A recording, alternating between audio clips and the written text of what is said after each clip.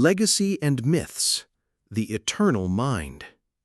After his death, Archimedes' name was revered, but his advanced scientific works were too complex for widespread study and were nearly lost. They were preserved by a handful of scholars in the Byzantine and Arab worlds. Arab mathematicians like Thabit ibn Qurra studied and translated his works, eventually reintroducing them to Europe. A pivotal moment was the discovery of the Archimedes palimpsest in the 19th century, a prayer book written over erased 10th century copies of his treatises. Modern technology has since revealed the priceless text underneath, showing the stunning depth of his ideas. Galileo Galilei revered him as an intellectual father, using his principles to develop his own mechanics. Leonardo da Vinci studied his engineering drawings. Isaac Newton stood on his shoulders, his calculus formalizing the methods of exhaustion that Archimedes had pioneered. But perhaps his greatest legacy is not a specific formula, but an approach to knowledge, a rigorous, logical, and experimentally grounded way of thinking that became the foundation of the scientific method. He made no distinction between pure and applied math. For him, it was a unified pursuit of clarity. Today, his name adorns universities and awards. His principle is taught in schools.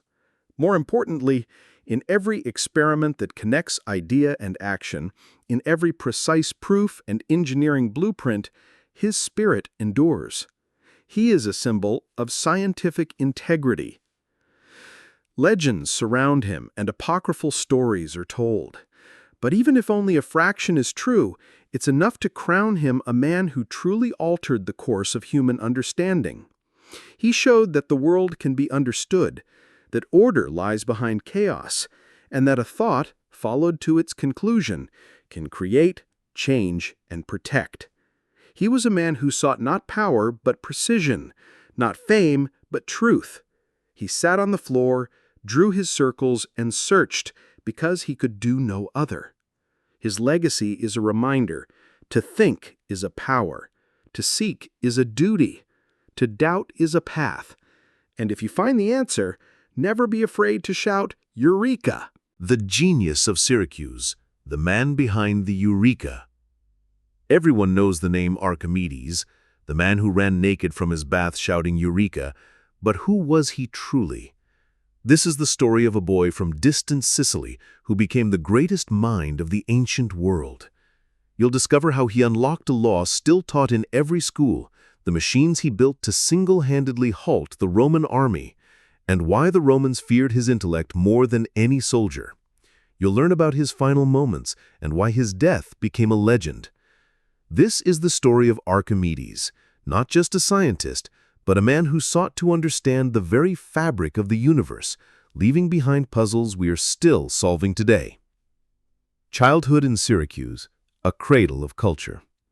In those days, Syracuse was far more than just a coastal city. It was a major hub of Greek culture beyond mainland Hellas, a thriving state on the island of Sicily, protected by walls and the sea. Its bustling markets, theaters, temples, and harbors welcomed merchants from across the Mediterranean. An independent power, Syracuse constantly balanced between alliances, wars, and diplomacy, a melting pot of Italian and Greek influences. It was in this vibrant environment that Archimedes was born. He came into the world around 3 centuries before the Common Era. His family belonged to an educated, respected circle of citizens. His father, Phidias, was an astronomer. Though he left no written works, Archimedes himself credited his father with sparking his passion for numbers, stars, and their motion. Phidias likely engaged not only in stargazing, but also in practical calculations, crafting calendars, predicting eclipses, and making computations for navigation. This knowledge was passed from father to son not through formal lessons, but through life itself. Dinner table conversations, shared observations on the rooftop, and debates with other scholars. Education in Syracuse began with the basics: reading, writing, the poetry of Homer and Hesiod, and geometry. But Archimedes quickly stood out. He didn't just memorize, he questioned. Why do the stars move? Why is a circle's ratio to its diameter always constant? Why does water flow down and not sideways? Servants recounted how he would sit for days on the floor, drawing lines in the sand and counting to himself. Yet, a naturally gifted boy alone couldn't become the Archimedes of legend. His environment was crucial. Post-Alexander the Great's campaigns, Syracuse was a center of Hellenistic science, brimming with new knowledge from Egypt, Mesopotamia, and Persia. Scientists, philosophers, and engineers lived and worked there. At the court of Hieron II, disputes were held, lectures given, and conversations about the nature of the world were common.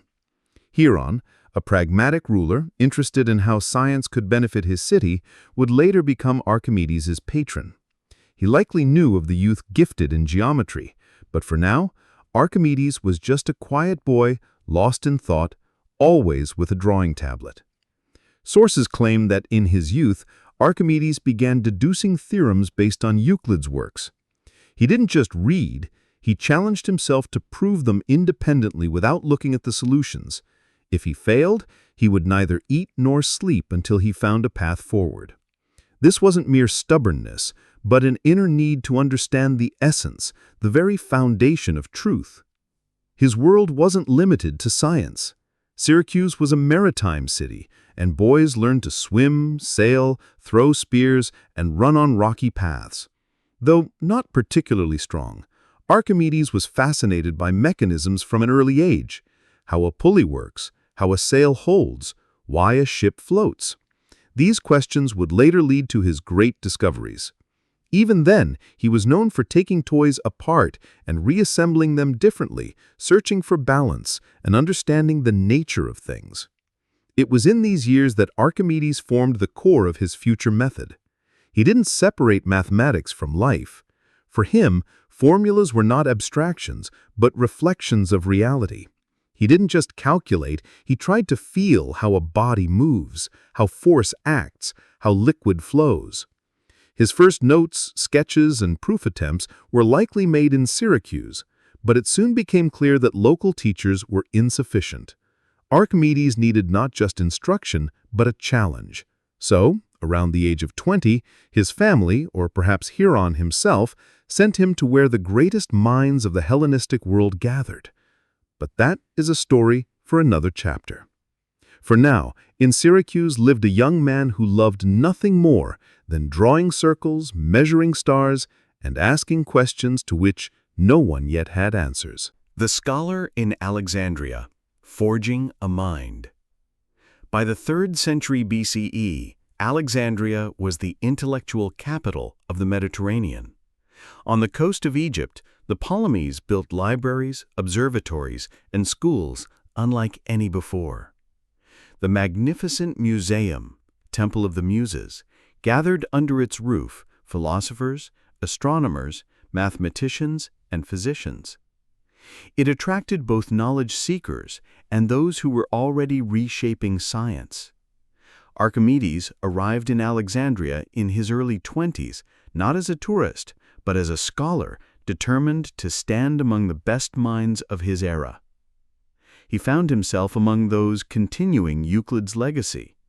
Though Euclid himself had passed, his disciples still taught there. It was from them that Archimedes received his first systematic education in geometry. But according to stories, he was never satisfied with mere explanations. If given a theorem, he demanded to understand its origins, its relation to others, and what would happen if one of its conditions changed. This approach didn't always please his teachers, but it was how he built his own system of thought. One of his most significant acquaintances was Eratosthenes, the man history remembers as the first to calculate the Earth's circumference. A philosopher, mathematician, geographer, and poet, Eratosthenes, though older, saw an equal in Archimedes. They formed a friendly professional relationship, corresponding even after Archimedes returned to Syracuse. Their debates spanned not just mathematics, but the nature of the universe. How to measure distance? Can one calculate surface curvature? Can geometry be merged with physics? Some sources suggest it was Eratosthenes who pushed Archimedes to see mathematics not just as figures in the sand, but as a tool for understanding nature, an instrument to measure flow, model motion, and describe force. Within the museum's walls, Archimedes began creating not just proofs, but models. He sketched mentally rotated objects in space to understand their behavior under various forces, a practice of thought experiments that would later define his written works. It's believed he first saw the water-raising screw device in Alexandria, which he would later perfect. He likely met with engineers from Egypt who created complex irrigation systems. For Archimedes, this was vital. He didn't confine himself to theory. He needed to see an idea work in reality. Alexandria was a cult of knowledge. The library, said to hold hundreds of thousands of scrolls, became his temple. He didn't just read, he copied, excerpted, compared, and most importantly, drew conclusions. Many mathematical problems he would later tackle, approximating the area under a curve, determining the center of gravity, measuring the volume of solids, began right here. In lecture halls discussing the works of Democritus and Pythagoras, he learned not to repeat, but to discover. Archimedes quickly became a notable figure. He was respected not only for his intellect, but for his thinking style, strict, almost ascetic. He avoided rhetoric and philosophical debates for the sake of elegant speech. Precision, logic, and structure were paramount. He built proofs like an engineer builds a bridge, layer by layer, until something solid and clear emerged. The foundations for his future works on the sphere and cylinder, on the equilibrium of planes, and the method were laid during this period. He discussed these ideas with colleagues, tested their strength, made mistakes, and found new paths. He understood that even without a final solution, the journey itself enriched knowledge. But Archimedes had a trait noticed in Alexandria with some irony. He was indifferent to fame. Unlike other scholars who lectured and sought recognition, he often worked alone. He could spend hours in his room refusing food if deep in thought. Teachers tried to involve him in academic life, offering titles and positions, but Archimedes refused. He was interested only in knowledge itself. As his studies concluded, legend says his friends and colleagues tried to keep him in Alexandria, but Archimedes decided to return to Syracuse. He knew his hometown was not just his birthplace, but a field for applying his ideas. Hieron, whom he'd known since youth, ruled there. Ships were being built, trade and defense were developing. There, his thoughts could turn into action. He left without fanfare, like a man who had finished his studies and was ready to work. Thus ended his years of apprenticeship and began his life as an independent scientist, inventor, and thinker in the city he returned to become its pillar in the most difficult trials. The law of buoyancy and the Eureka moment. Upon returning to Syracuse, Archimedes sought no political career or honors. He immediately set up a workshop, a laboratory, where he could tackle problems posed by life itself. One such problem was verifying the honesty of a craftsman who had made a golden crown for King Hieron II. The story comes to us via the Roman writer Vitruvius, and while some details may be embellished, the core remains credible. Hieron had ordered a crown of pure gold. Upon completion, the crown's weight matched the gold provided, but the king suspected some gold had been replaced with lighter, less valuable silver. He wanted the truth without a public scandal and turned to Archimedes. The task was complex. Determine the crown's composition without damaging it. Archimedes needed to measure its density, mass per volume. He knew the mass, he needed the volume. The solution came unexpectedly. As legend tells, while entering a public bath, he noticed water overflowing as he submerged. This mundane phenomenon revealed a universal principle. A submerged object displaces a volume of water equal to its own volume. Therefore, one could find an object's volume by submerging it. Knowing both mass and volume, density could be calculated. Overcome with insight, Archimedes allegedly jumped up and ran naked through the streets of Syracuse, shouting, "Eureka! I have found it!" This was a leap from observation to universal principle. He conducted the experiment. He weighed the crown in air and then in water, and did the same with a pure gold piece of equal mass. The difference in displaced water revealed different volumes, hence different densities. The fraud was exposed, not by force or threats, but by knowledge. This incident became the basis for a fundamental law of physics, Archimedes' principle.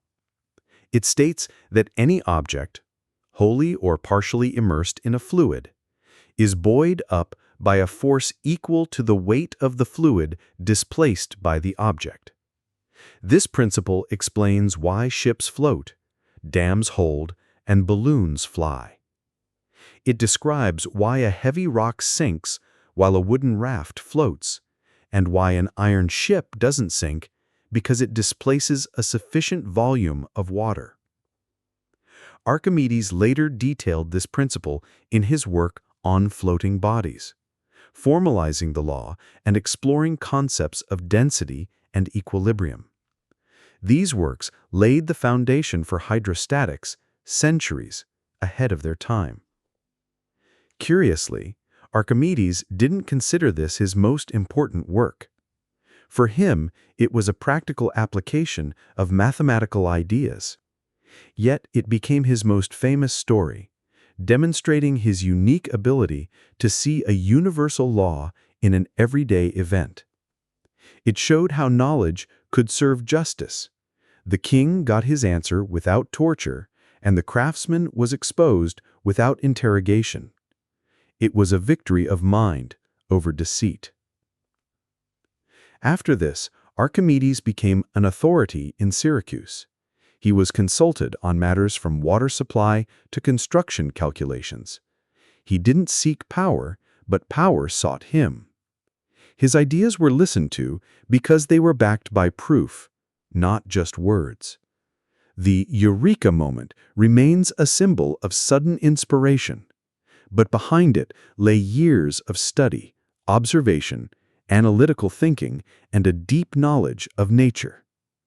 Archimedes didn't just find an answer, he opened a new path to understanding the world. The engineer and inventor, the defender of Syracuse. Archimedes was not just a theorist, he was an engineer who turned abstract ideas into tangible mechanisms. His workshop resembled a lab where models were built and forces, angles, and levers were tested.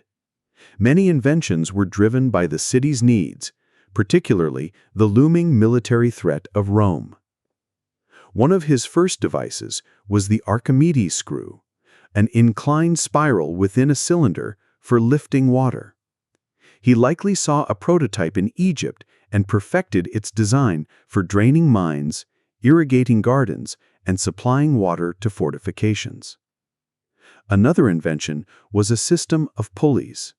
He described it in his work on the equilibrium of planes, proving that with a system of levers and pulleys, one could lift weights far exceeding their own strength. It was then he supposedly declared, "Give me a place to stand, and I shall move the earth." This was not a joke, but a precise expression of the power of mechanical mathematics. His true engineering fame came when Rome appeared on the horizon. In the 3rd century BCE, Syracuse was caught between powers. After Hieron II's death, his successors made political errors, and in 214 BCE, Rome laid siege. The city seemed doomed against the vast Roman army and fleet. But Syracuse had one advantage. Archimedes. He became the chief strategist of the city's defense, turning science into a weapon. Ancient authors credit him with building a range of terrifying war machines. Catapults and ballistas with precisely calculated range and power, striking Roman ships with devastating accuracy from distances their own weapons couldn't match. The legendary iron hand, or claw of Archimedes, a crane-like device with hooks that would lift the bows of Roman ships from the water, swing them, and drop them, causing chaos and sinking. The legendary heat ray, or Archimedes' mirror, a system of polished bronze shields or mirrors focusing sunlight onto ships' sails, purportedly setting them ablaze. While modern scholars debate its feasibility, the idea showcases his innovative mind, using light and geometry as weapons. These were not crude contraptions, but calculated machines based on principles of leverage, center of gravity, and force distribution. The Romans were baffled and terrified. Their troops couldn't reach the walls. Their ships couldn't land. Soldiers began to believe they were fighting a magician. The Roman consul, Marcellus, commanding the siege, reportedly exclaimed, "Give me 100 Archimedes and I will conquer the world." He understood he was fighting not a man, but science itself. The siege lasted 2 years, prolonged solely by Archimedes' ingenuity. He became a living proof that knowledge could be stronger than weapons and reason sturdier than walls. Though Syracuse eventually fell, Archimedes left a legacy that outlived empires. His machines became prototypes for future engineers. His calculations formed the basis of mechanics. He was the man who placed human thought as the last barrier between a city and its destruction. The geometer and mathematician, the pure mind. Despite his practical fame, Archimedes considered himself first and foremost a mathematician, a man devoted to pure forms and the laws governing them. His work in geometry and arithmetic laid the groundwork for what would become calculus and mathematical physics. One of his crowning achievements was determining the relationship between a sphere and its circumscribing cylinder. He proved that the volume and surface area of a sphere are exactly 2/3 that of the cylinder surrounding it. He was so proud of this discovery that he requested a sphere within a cylinder be engraved on his tomb. To achieve these results, he pioneered a method that became the precursor to integral calculus. He mentally sliced figures into an infinite number of thin sections, compared them to known shapes, and summed them up. Though he lacked the formal concept of a limit, he understood that one could approximate a solution using infinitely small parts. He applied this method of exhaustion to calculate the area under a parabola and find the centers of gravity of complex shapes. In his work, The Method, addressed to Eratosthenes, he showed how mechanical principles, levers, balances, could be used to derive geometric truths. His curiosity knew no bounds. In The Sand Reckoner, a letter to King Hiram II, he devised a system to express astronomically large numbers, calculating how many grains of sand could fit in the universe, a thought experiment far ahead of its time.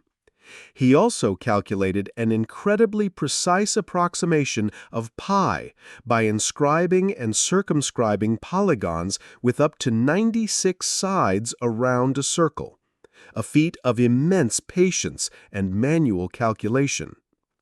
He studied spirals, cylinders, ellipses, and parabolas, finding areas and proving equalities that wouldn't be formally described for another 1,800 years. His motivation wasn't profit or fame, but clarity. He wrote and calculated because he couldn't not do it. As Newton later said, he saw further by standing on the shoulders of giants.